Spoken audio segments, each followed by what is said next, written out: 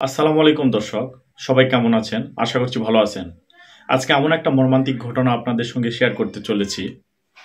একমাত্র সন্তান বাবাকে কুপিয়ে হত্যা করে। ঘটনাটি ঘটে বাংলাদেশের চুয়াডাঙ্গা জেলায়। ঘটনাটি ঘটে 22 তারিখে রাতে, অর্থাৎ তারাবির নামাজের সময়। বাবা সন্তানকে মোবাইল ফোন ব্যবহার করতে নিষেধ করে। ছেলে মোবাইল ফোনে আসক্ত। এই আসক্ততা থেকে ফিরে নিয়ে আসার জন্য বাবা ব্যবহার করতে নিষেধ করে। এক পর্যায়ে বাবা ছেলের ফোন কেড়ে নেয়। কেড়ে নিয়ে তারাবির নামাজ পড়তে দাঁড়ায়। আর এর জের ধরে সন্তান বাবাকে এলোপাতাড়ি ধারালো ছুরি দিয়ে কুপিয়ে হত্যা করে। এমনও ঘটনা ঘটতেছে আমাদের বাংলাদেশে। তো ঘটনাটি একবার দেখুন। অবস্থায় বাবাকে কুপিয়ে হত্যা করলো পাষণ্ড ছেলে। স্থানীয়রা জানান, মোবাইল ফোন ব্যবহার করতে নিষেধ করায় বাবার উপর ক্ষিপ্ত হয়ে এমন ন্যাক্কারজনক কাণ্ড ঘটান নিহতের একমাত্র ছেলে মাদ্রাসা পড়ুয়া রিফাত। মোবাইলটা কেড়ে নিয়েছে, নেওয়ার কারণে সে নামাজ পড়ছিল মাগরিবের, এই সময় ছেলে পেছনতে ভোজালি এবং দাবি কোপাইছে। 22 মার্চ সন্ধ্যায় তারাবির নামাজের সময় বিভৎস এই ঘটনাটি ঘটে। জানা যায়, চুয়াডাঙ্গা পৌর শহরের পলাশপাড়া এলাকার বাসিন্দা দদুল হোসেন দীর্ঘদিন প্রবাস যাপনের পর দেশে ফিরে ক্ষুদ্র ব্যবসা করে সংসার চালাতেন। তার একমাত্র ছেলে ও এক মেয়ের মধ্যে ছেলে কে এম রিফাত স্থানীয় একটি মাদ্রাসায় 10ম শ্রেণীর ছাত্র। ছেলে মোবাইল চাই, বাপ মোবাইল দেয় না। পরবর্তীতে মোবাইলটা কেড়ে নিয়েছে। নেওয়ার পরে আজকের ঘটনা, পরবর্তীতে বাবা নামাজ পড়তে বসছে আর পিছন থেকে ভোজালি ঢুকে দিয়েছে। মারা গেছে অবশ্য।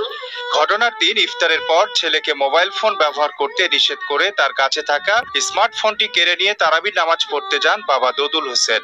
এরই জের ধরে রাত 8:45টার দিকে তারাবিতে নামাজরত অবস্থায় বাবা দদুল হোসেনকে পিছন থেকে ছুরিকাঘাত করে তারই একমাত্র ছেলে রিফাত। পরবর্তীতে স্থানীয়দের সহায়তায় মুমূর্ষ অবস্থায় দদুলকে চুয়াডাঙ্গা সদর হাসপাতালে নেওয়ার পথেই মৃত্যুর কোলে ঢলে পড়েন দদুল। চিকিৎসকেরা জানান, ছুরিকাঘাতের ফলে অতিরিক্ত রক্তক্ষরণেই মৃত্যু হয় তার। ঘটনার পরপরই অভিযুক্ত ছেলে রিফাতকে গ্রেপ্তার করা হয়েছে বলে জানান চুয়াডাঙ্গা সদর থানার ওসি খালিদুর রহমান।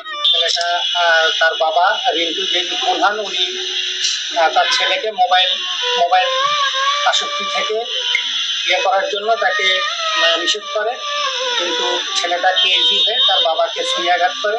পরে তাকে মুমূর্ষু অবস্থায় চুয়াডাঙ্গা সদর হাসপাতালে আনা হয়। সেখানে কর্তব্যরত চিকিৎসক তাকে মৃত ঘোষণা করে। শিশু রিফাত আমাদের হেফাজতে আছে, তদন্ত চলছে। তো দর্শক, ভিডিওটি আপনারা দেখলেন।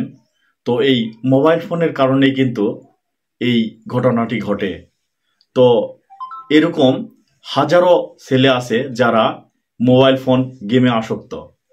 তো এই ভিডিওটি আপনারা বেশি বেশি করে শেয়ার করে দিবেন।